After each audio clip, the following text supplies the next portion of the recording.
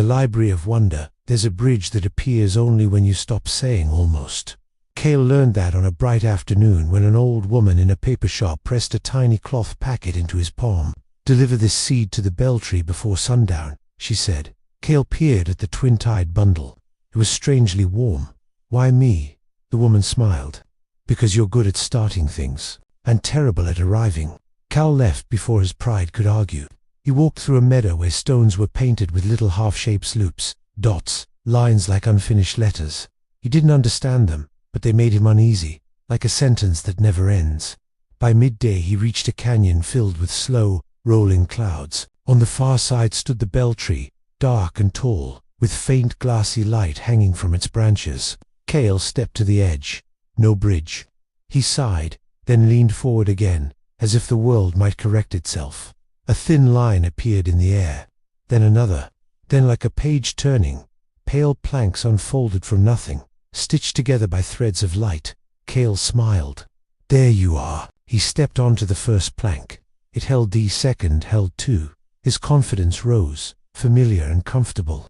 Then the bridge hummed softly at first, like a throat clearing. Cale looked down.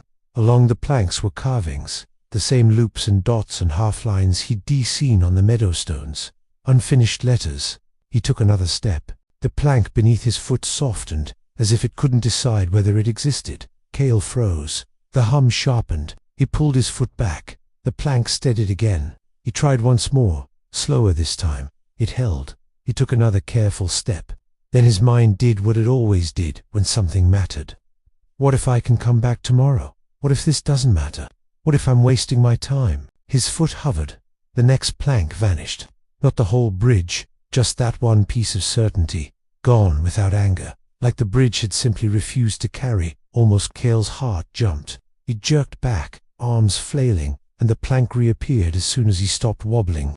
Cale stood still, breathing hard, staring across at the Beltree. The sun was already beginning to tilt. The seed in his pocket felt warm, like it was waiting on him without blame.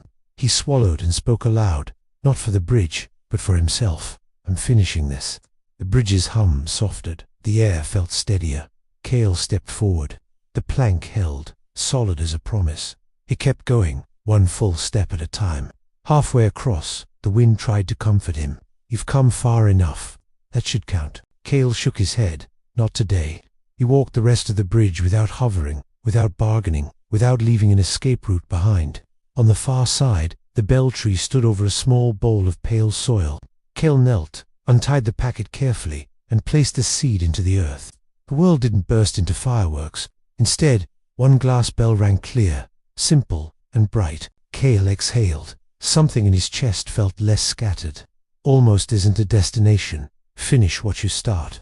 Let this seed grow in your mind. We will plant another time.